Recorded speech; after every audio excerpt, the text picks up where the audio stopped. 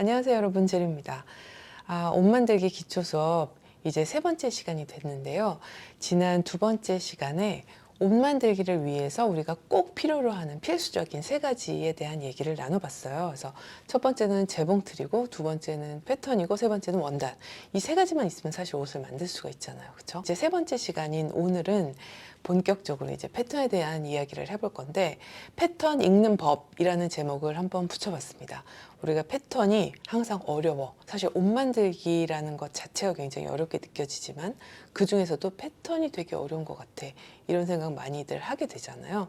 오늘 저랑 이제 이야기를 좀 나눠보면, 그렇구나. 별로 복잡한 거 없구나.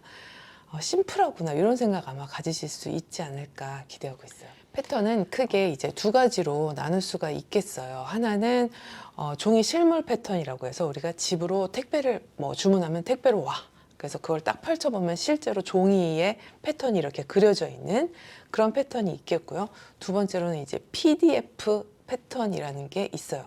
걔네는 주문할 때는 뭔가 실물이 존재하지 않는 상태예요. 그래서 이메일을 통해서 이메일 주소를 적으면 내 이메일 주소로 주문한 패턴을 파일 형태로 보내주는 거죠. 그럼 그 파일을 집에서 다운을 받아서 컴퓨터에 다운받아서 그거를 이제 프린트 하는데, PDF 패턴하고 종이 실물 패턴하고 장단점이 다 있어요.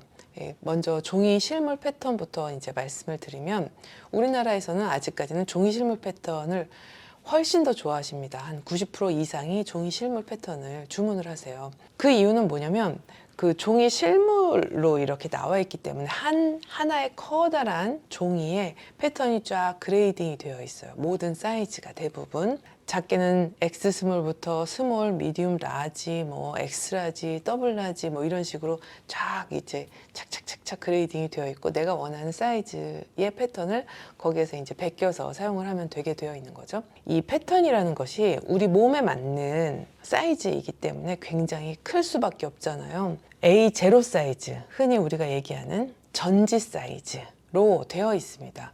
그런데 이제 전지 사이즈처럼 커다란 종이에 프린트를 하려면 그 용도에 맞는 프린터가 있어야 되잖아요. 그리고 그 프린터가 또 고가고, 이 전지 사이즈 종이 실물 패턴이다 하면 그 프린트하는 비용이 추가가 되기 때문에 더 가격이 높은 거예요.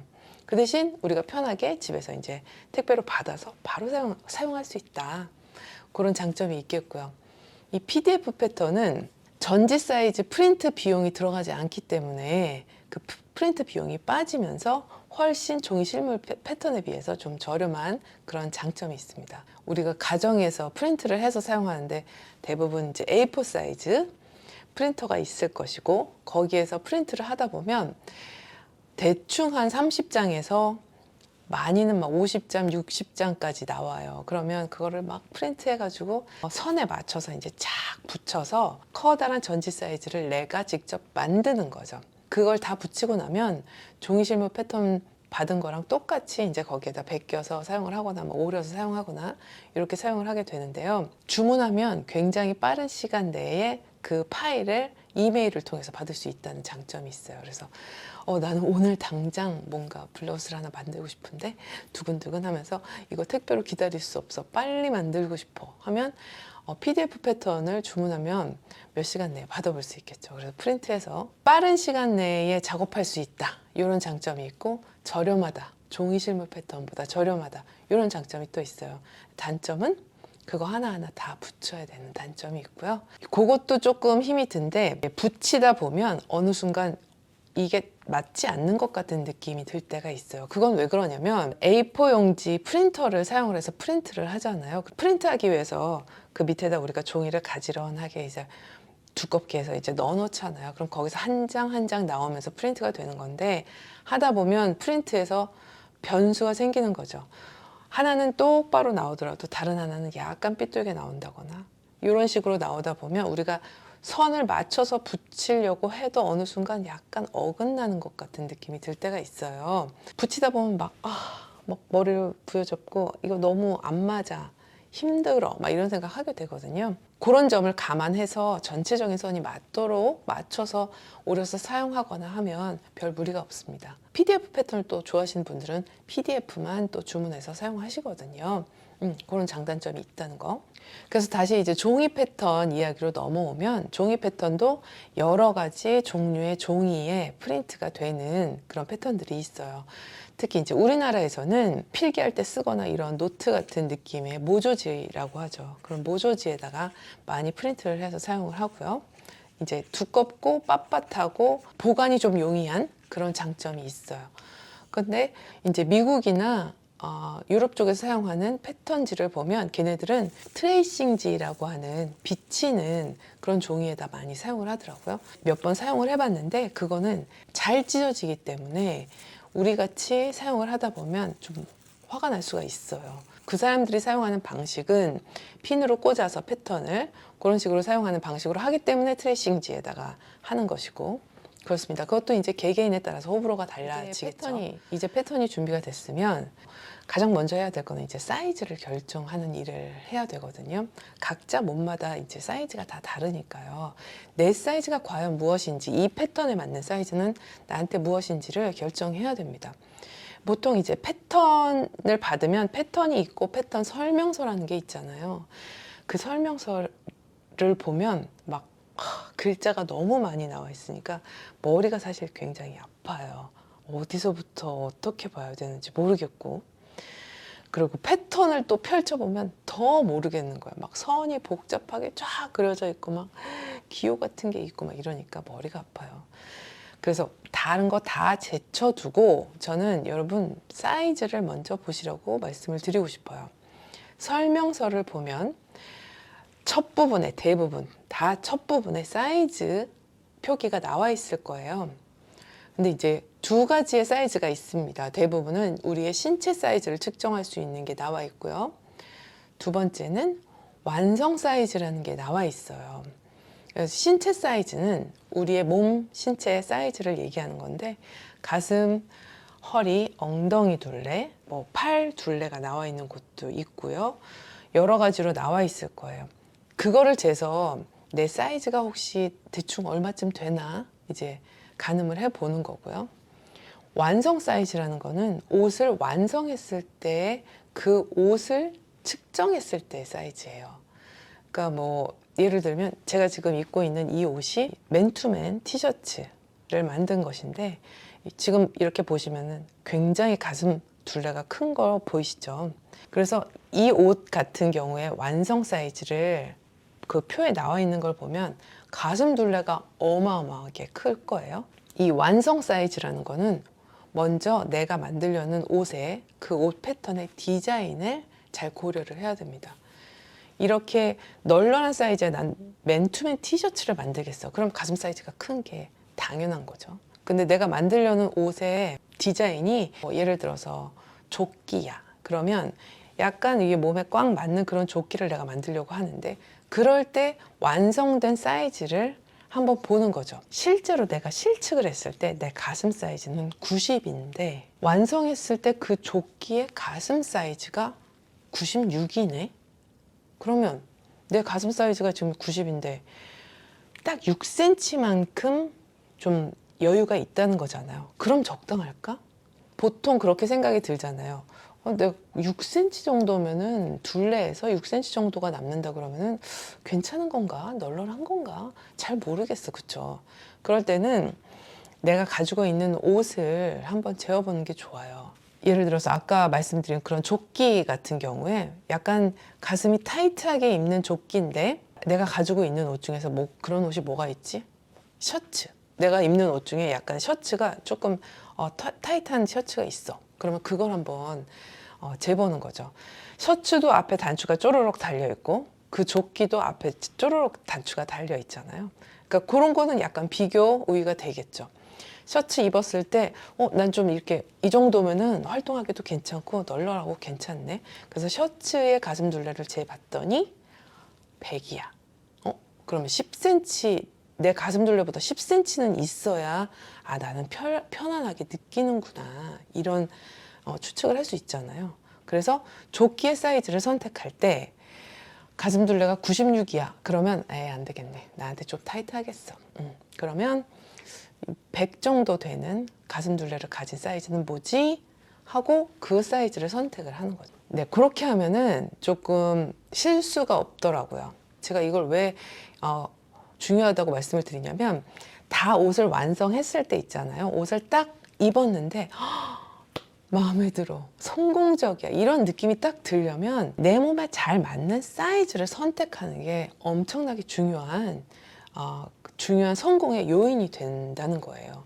내가 옷을 잘 만들었어도 사이즈가 나한테 벙벙하게 크거나 나한테 타이트해, 막 팔이 껴, 다른데 괜찮은데 팔이 껴, 이 옷은 실패했어 라고 느끼기에 충분하거든요. 그렇기 때문에 항상 그 사이즈를 잘 맞춰서 내 몸에 잘 맞는 옷을 만드는 게 정말 중요하다. 사이즈 결정. 여러분 그런 경험 있으실지 모르겠는데 옷을 입을 때 나는 여기가 껴서 못 입겠어 하는 경우가 있어요. 그런 경우는 뭐냐면 보통 우리가 구매했을 때 시중에 프리 사이즈라고 해서 나오는 거 있잖아요. 그거 너무 빈정상해요. 프리 사이즈가 뭐냐고 도대체. 나는 그 평균 사이즈에 들어가지 않는 사람이 얼마나 더 많은데. 네, 화내지 말고. 어쨌거나 그래서 프리 사이즈 같은 경우에는 보통 그냥 평범한 사이즈로 만들기 때문에 뭐 가슴, 뭐 허리, 팔둘레 이런 거 다 평균치로 그냥 만드는 거잖아요. 그러다 보니까 사람마다 몸이 달라서 어떤 사람은 팔이 두꺼워, 어떤 사람은 가슴이 커, 어떤 사람은 배가 많이 나왔어. 이럴 수 있기 때문에 각각의 부위를 측정을 할 때 그 부위에서 가장 두꺼운 곳을 재야 됩니다. 우리가 가슴 둘레에서 가장 두꺼운 부분이 어딜까요? 가슴의 가장 꼭지점이 있는 곳이겠죠. 그래서 그 부위를 재야 나한테 얼마나 남을 것인가, 여유가 있을 것인가 가늠할 수 있고, 팔 두께 같은 경우에는 팔도 가장 두꺼운 부분을 재야 되겠죠. 그 부분이 여기 이제 겨드랑이에서 차렷했을 때 겨드랑이에서 줄자를 이렇게 놓고 재는 거예요. 좋아, 그럼 예를 들어서 이 셔츠가 여기 바이셉, 가슴 둘레, 허리 둘레, 엉덩이 둘레를 재게 되어 있다. 이렇게 4개를 재게 되어 있는 셔츠를 우리가 만든다. 그랬는데 나는 가슴 둘레를 쟀더니 90 사이즈가 맞는데 바이셉을 쟀더니 100 사이즈를 만들래. 그러면 어떻게 해야 될까요? 완성 사이즈를 봤을 때. 그럴 때는 무조건 넉넉한 걸로 가야 되겠죠. 맞아야 입지, 안 들어가는데 어떻게 입겠어요, 그렇죠? 가장 이제 모든 부위가 그 내가 선택한 사이즈에 다 적합한지를 확인하는 과정이 필요하다는 거죠.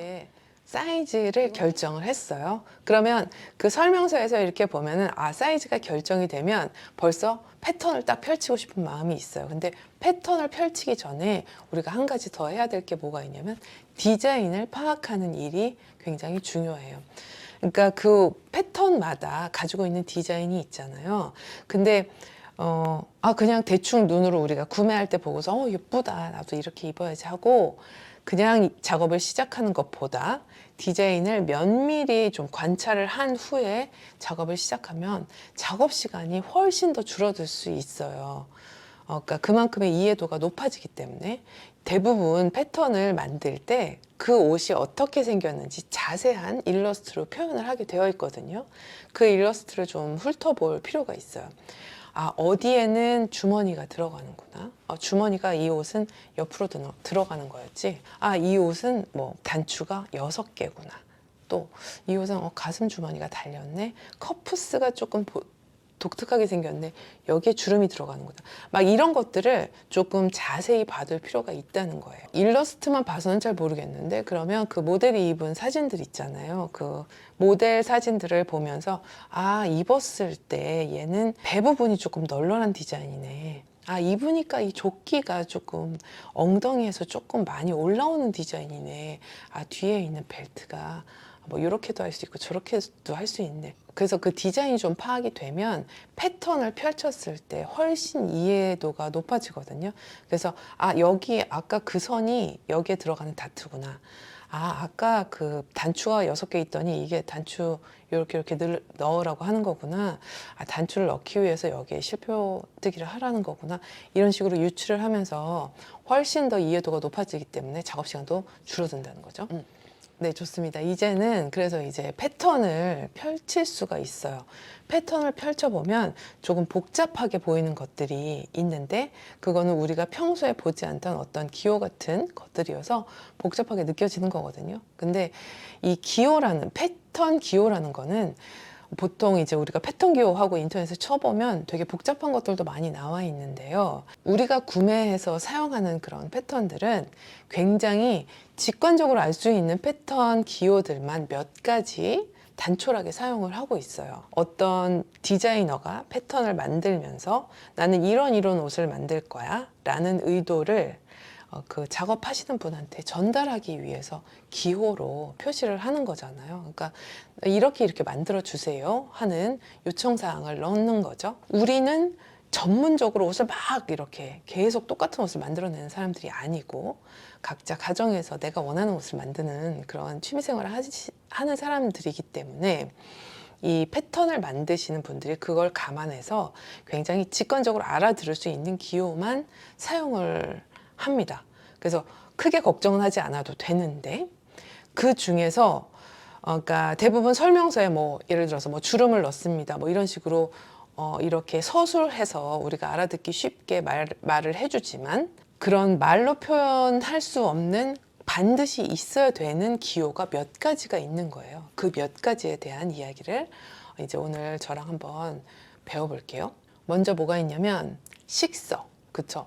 식서는 어떤 패턴이건 이거는 넣을 수밖에 없는 아주 굉장히 중요한 그런 패턴 기호인데 원단을 이렇게 늘려보면 늘어나지 않는, 올이 풀리지 않는 방향이 식서 방향이에요. 그 식서 방향을 맞춰서 옷을 만들어야만 제대로 된 옷이 만들어지는데요.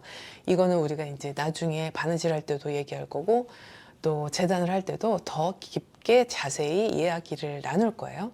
식서 방향을 표시하면 또 바이어스 방향을 표시하게 되어 있어요. 바이어스는 45도 각도로 양쪽으로 이렇게 되어 있는데 그 바이어스 방향은 원단이 많이 늘어나는 방향이라고 생각하면 되거든요.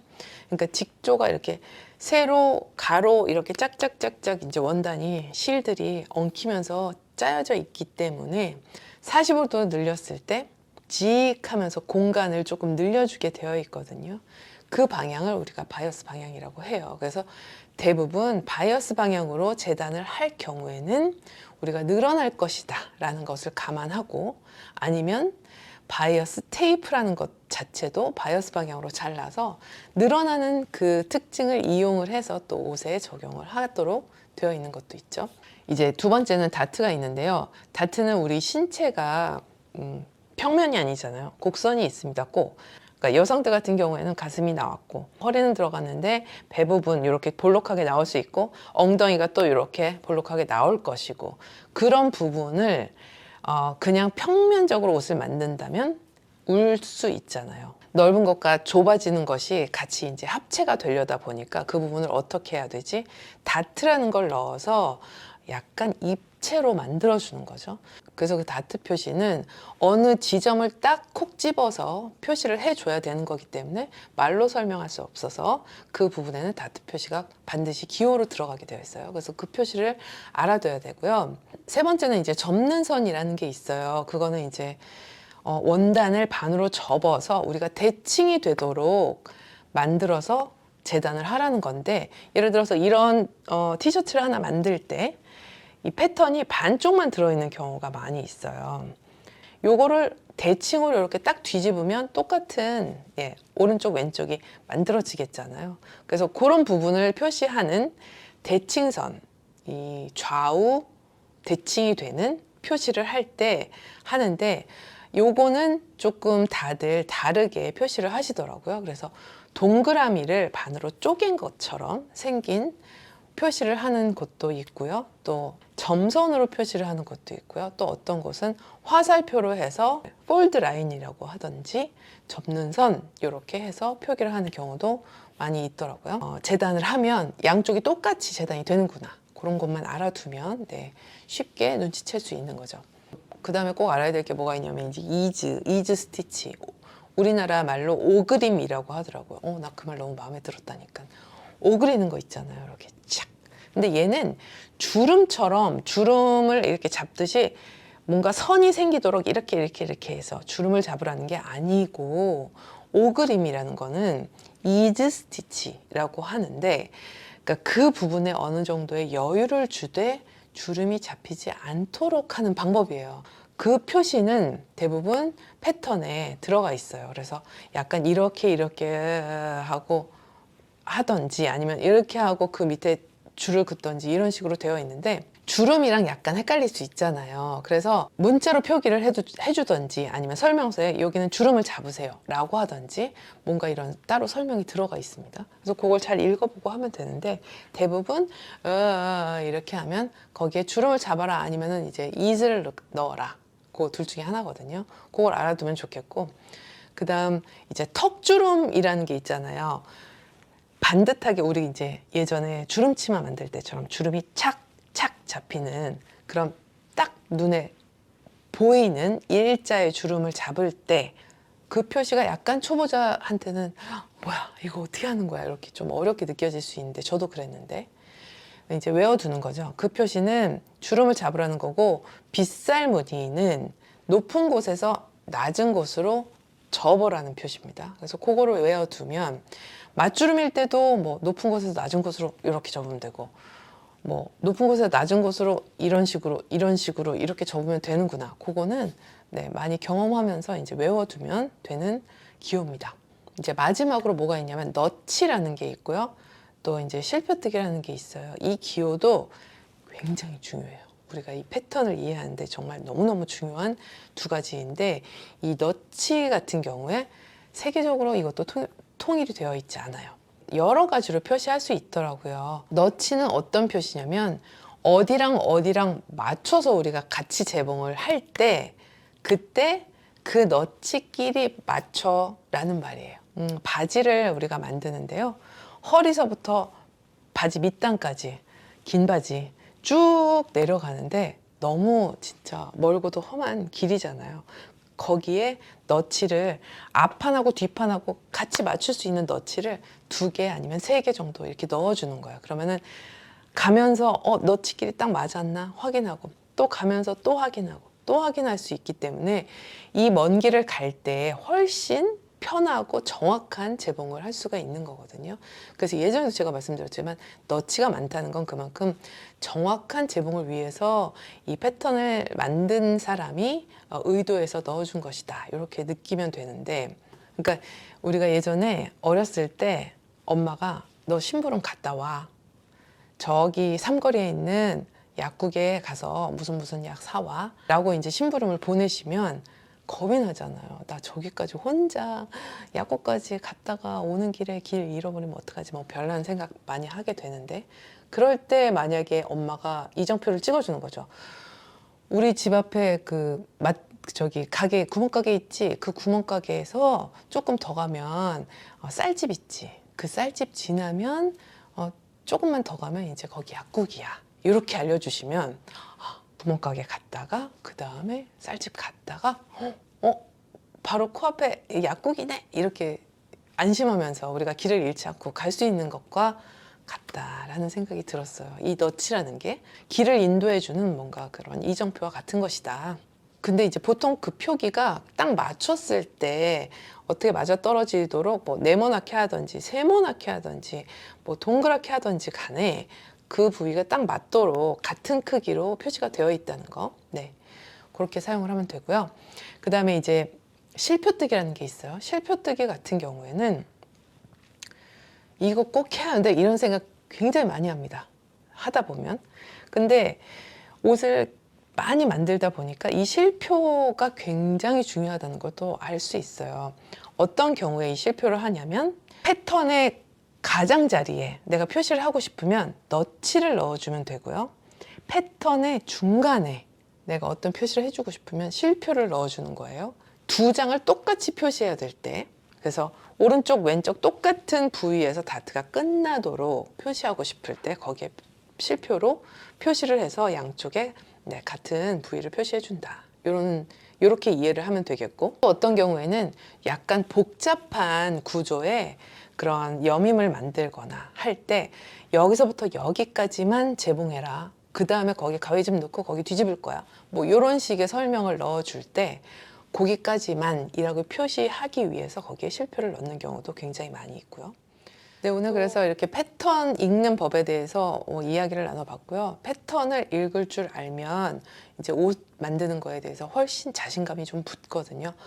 아, 그리고 패턴을 딱 펼쳐봤을 때 기호를 알면 아, 대충 이 옷은 이제 이렇게 만드는 거구나. 그게 이제 읽혀요. 그래서 여러분이 지금 오늘 제가 말씀드리는 것만 좀 잘 알아두시면 좋겠고, 사이즈 결정이 굉장히 중요하다는 거, 이것도 유념하셨으면 좋겠습니다. 그럼 이제 다음 시간 옷 만들기 기초 수업에서는 재단하는 거를 같이 우리가 한번 해보고요. 재단할 때 뭐 유의해야 할 점, 또 우리가 사용하는 가위나 칼이나 뭐 이런 것들에 대한 이야기도 좀 쭉 나눠보도록 하고요. 오늘도 공부 열공해 주신 여러분 감사드리고요. 저는 다음 주에 또 새로운 봄옷을 또 만들어 가지고 여러분들한테 보여드리도록 하고요.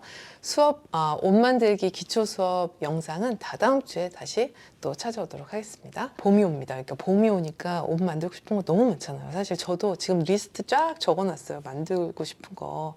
네, 하나하나 이제 빨리 만들어 가야죠. 우리도 빨리 열심히 공부해 가지고 올해는 꼭 이제 마음에 드는 옷 하나 완성하자고요.